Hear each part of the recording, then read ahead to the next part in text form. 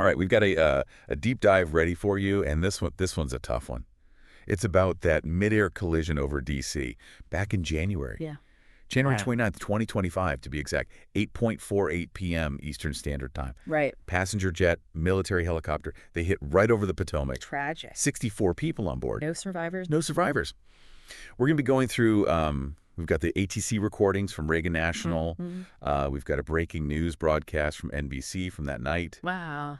And we also have, that YouTube channel, Tube at Vinci. Oh, yeah. They did a whole breakdown of this. So we've got 3 different perspectives. We're going to look at the events, the airspace, what could happen here, what are the contributing factors. Yeah, I mean, looking at each of those, I think it's interesting how they all provide different perspectives. So, like, with the ATC recordings, that's going to give us the real-time breakdown of what happened. Yeah. The news report's going to give us that immediate reaction. Right. And what was going on with the search and rescue, and then Tube at Vinci is going to be a little more broad. A little more, yeah. They always have a take. A little bit more, yeah.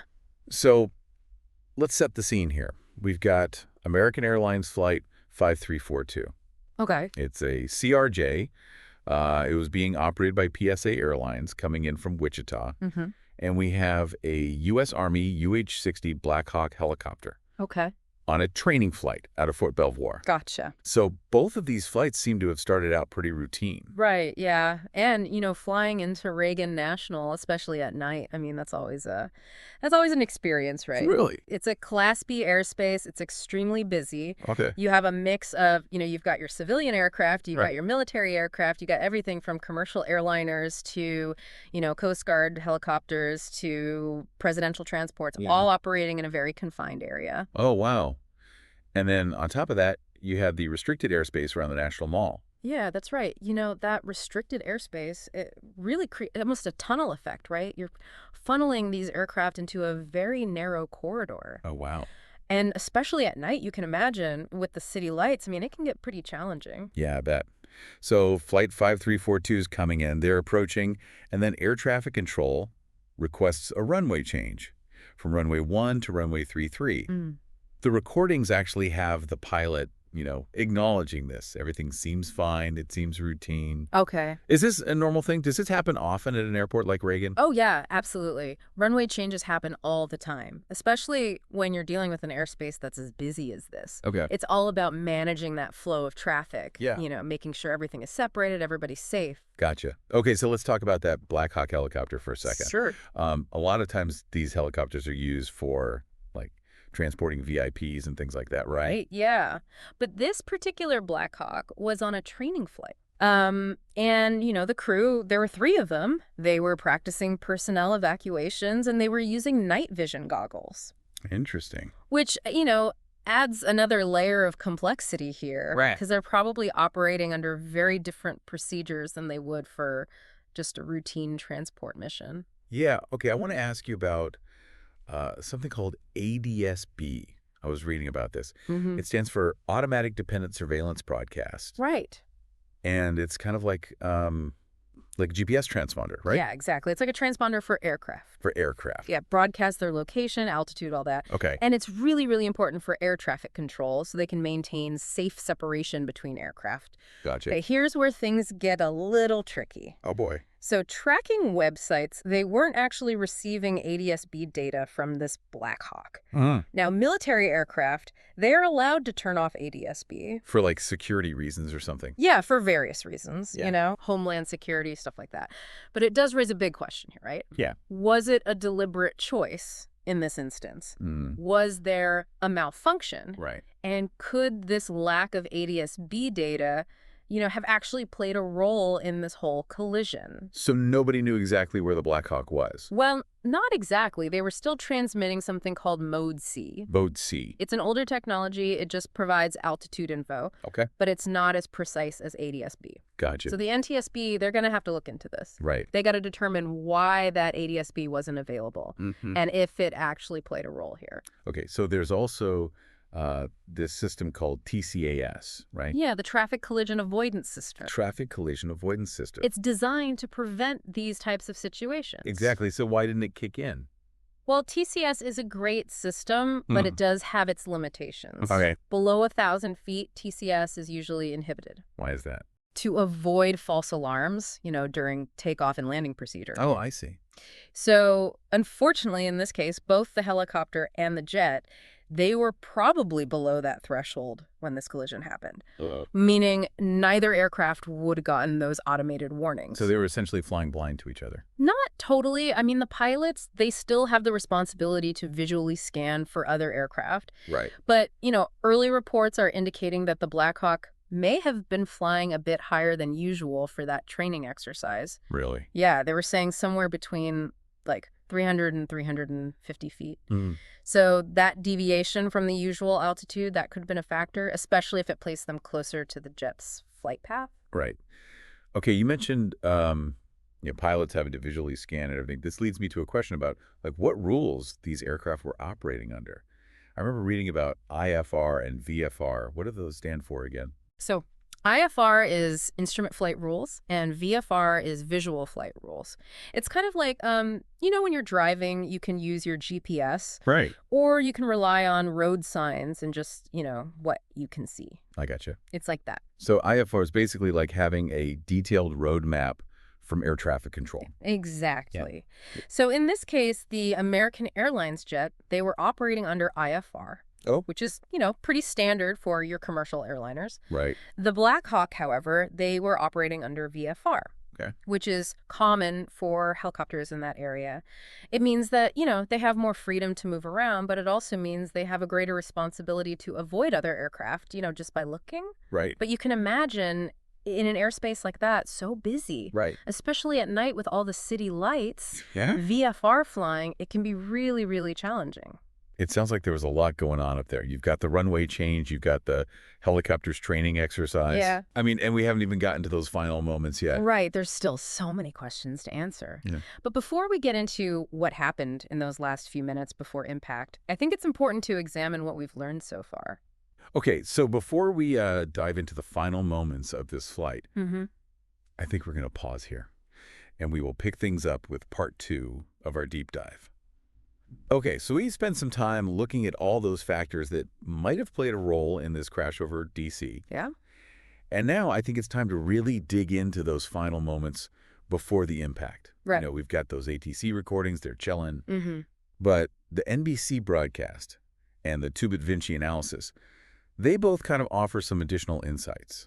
Yeah, I think the NBC report, one thing that really stuck out to me was the fact that there were all these tour boats. Oh, right. The ones that take tourists up and down the Potomac. Mm-hmm. They were actually some of the first on the scene. Wow. Which, really speaks to the immediacy of it all, right? Mm. Like, everyday people are suddenly thrust into this role of rescuers. Yeah, it must have been terrifying. Absolutely. Like 1 minute you're enjoying the city lights. Right. Next minute you're watching a plane crash. Yeah. And then there's that security camera footage from the Lincoln Memorial. Oh, yeah. That was in both the NBC report and the 2-bit Vinci video. Yeah, it's grainy, the footage, but you can definitely make out the lights of both aircraft. Right. And they're just converging. Right. And then, that explosion. It's awful. It really shows you the force involved in a collision like that. So, hard to even imagine those last seconds for the pilots and the passengers. Absolutely. But the 2-bit Vinci guy, remember? Oh, yeah. He had an interesting point about the jet's landing lights. Oh, right. Yeah. He was speculating that the brightness of the lights, they looked intense from the camera's perspective. Yeah. But he was saying they might have actually been perceived differently by the helicopter pilot. Oh, interesting. Because of the distance and the angle and all that. Exactly. Right. So, he was basically saying the helicopter pilot might have completely misjudged the jet's distance and speed. Just because of how the lights looked. It's possible. He makes this interesting analogy. He says, hold an object at arm's length. Okay. And then move it halfway closer. Right. And he says, you'll notice that the change in size is actually really small. Oh, yeah, that's true. It's only in those last few moments that it really seems to increase in size quickly. Yeah, I see what you mean. So if the helicopter pilot was focused on something else that was farther away, Yeah. he could have completely, missed the CRJ coming in. Exactly. And in aviation, I mean, you know this, even a small blind spot can be catastrophic. Yeah. All right, well, let's talk about what happened after the crash. The NBC report, it really paints a picture of this frantic search and rescue effort.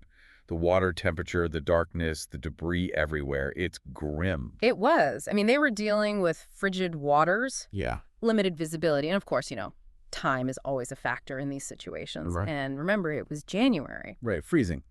So the NBC report actually quotes a former FAA and NTSB investigator. Okay. And he said the fact that the Potomac wasn't frozen over was like a small miracle Wow. because it allowed them to get boats and divers out there much quicker. Yeah, that's true. But he also emphasized, neither aircraft would have gotten those TCAS warnings because they were too low, Right. below that activation threshold. But at least they both had those black boxes, right? Yes, absolutely. Both aircraft had the flight data recorder and the talk-to voice recorder. Right, so those will be crucial for figuring out what happened. Oh, absolutely. Those things are like, a forensic tool. Yeah. They can recreate those final moments.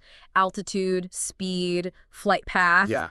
Even the conversations in the cockpit. I wonder what those recordings will show. Yeah. The NBC report also mentioned the air traffic controllers, like what they must have been going through, witnessing all of this. Absolutely. That's a side of these tragedies that often gets overlooked, right? Yeah. I mean, imagine the pressure those controllers must have felt. It's got to be immense. And the NBC report pointed out that, Reagan National, because it's so tricky, Right. they try to put their most experienced controllers there. Makes sense. But even for seasoned professionals, this kind of event, it's got to be traumatic. Yeah. It's easy to get caught up in all the technical details, but we can't forget about the human side of this. Absolutely. Behind all the jargon, all the acronyms, Yeah. this is about people. People lost their lives. Yeah. Families are grieving. And then there's that issue of Reagan National's location, right? Yeah. So close to the Pentagon, the White House. Yeah, The Tubit Vinci host, he went on a whole thing about that. he did. Called it insane that a civilian airport is that close to such important government buildings. Yeah, his solution, turning DCA into a military-only airport, it might seem a bit much. But, he makes some valid points. He did. I mean, comparing it to Beijing and Moscow, where their airports are much farther out. Right, like they prioritized security over convenience. Yeah. And his argument is basically moving all the civilian traffic to Dulles, because it's got longer runways, more space. Right. He says it would reduce the risks significantly. Of course, he does admit that could cause some serious traffic problems. Yeah, imagine all those passengers having to get to Dulles. And then his solution to that? It's pretty wild. A tunnel. A high-speed underground tunnel connecting DCA to Dulles. Bullet trains. Bullet trains, yeah. It's a bold idea, but, it does make you think. Yeah, it does.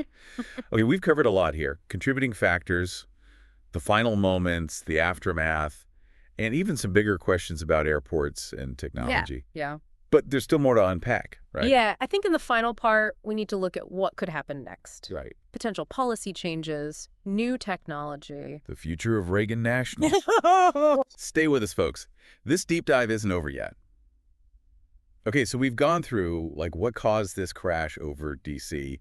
and those final moments. Right. But now I'm thinking, what's next? What happens from here? Yeah. I mean, this tragedy, it's going to force some serious conversations. Yeah, definitely. I think one thing we're going to see for sure is more scrutiny of that ADS-B, Yeah, how the military uses it. Exactly. There's going to be a lot of pressure to clarify those rules, like when they can turn those transponders off, maybe even push for stricter requirements, Right. or even develop some new tech that can, keep everyone safe, but also keep national security in mind. Yeah, that's the tricky part, right? Balancing national security with, keeping civilian flights safe. It really is. No easy answers there. Yeah. But this crash, it's going to force everyone to the table. Right. Policymakers, aviation experts, everyone's going to have to work together to find some solutions. Yeah. We might see more communication systems, Between civilian and military. Yeah, like better data sharing, things like that. Makes sense. Or maybe even tech that can detect aircraft even when the transponders are off. That would be amazing. That would be great. Our Tubit Vinci friend had some thoughts about this. Bro, yeah, he did. He was really pushing for better communication between everyone up there. Right. He even talked about, a system almost like a Waze for pilots. Yeah, where they can see every aircraft. Exactly. He loves using tech to solve problems. He does. But, he's not the only one. I think we're going to see a lot more investment in tech that helps pilots see what's going on around them. Right. But as we've talked about, technology is only part of the solution, right? We also need to address the human factor. Yeah, for sure. And he was also pretty vocal about the pressure on those air traffic controllers. Oh, yeah, especially in busy airspace like D.C. Right. I mean, even the best controllers in the world, they can only handle so much. Exactly. So you think maybe this accident will lead to some changes there, like how we manage air traffic control? I think it's possible. They might look at staffing levels, Hmm. shift patterns, training, even the psychological support we're giving those controllers. It's a tough job. Yeah. And it's getting tougher with more and more aircraft up there. Which kind of brings us back to Reagan National itself, right? Yeah. That location, Big question mark. the Tubit Vinci guy, he really had a problem with it, calling it insane to have a civilian airport right next to the Pentagon and the White House. He really went off on that one. Yeah. And I mean, his solution, that tunnel to Dulles, Yeah, the bullet train. it's a bit out there. But it does make you think. Yeah, it does. Like, is the convenience of Reagan National worth the risk? Could we do things differently? He had some ideas about Dulles, too, Yeah, he wasn't a big fan. No, he called the infrastructure outdated. I think he said the buses were from the Stone Age. Something like that. But, he does have a point. Maybe this whole tragedy will finally push them to upgrade Dulles, Yeah. make it a better alternative to Reagan. It could happen. Sometimes it takes something terrible to force us to make changes. So you're saying, like, this crash, even though it was awful, it could actually lead to some good things. Down the road, I mean. It's possible. We're forced to face some hard truths, rethink our priorities. Yeah, I guess so. Well, we've really gone deep on this one. We have. It's been tough, thinking about the victims and everything. Absolutely. But I also feel like maybe there's some hope here. Like, we can learn from this, make things safer. I agree. It's a reminder to always keep pushing for improvement in aviation safety. Never get complacent. And for everyone listening, remember, this deep dive, it's just the start. Go check out those ATC recordings, the NBC report, even that Tubit Vinci video. Yeah. Yeah, form your own opinions. Join the conversation. This isn't just about one crash. It's about the future of flying. Period. Think about the changes you'd like to see. What kind of tech would make a difference? How can we all work together to make sure our skies are as safe as possible? It's a question worth asking. Until next time, everyone, stay curious, stay informed, and most importantly, stay safe. Thanks for joining us on The Deep Dive.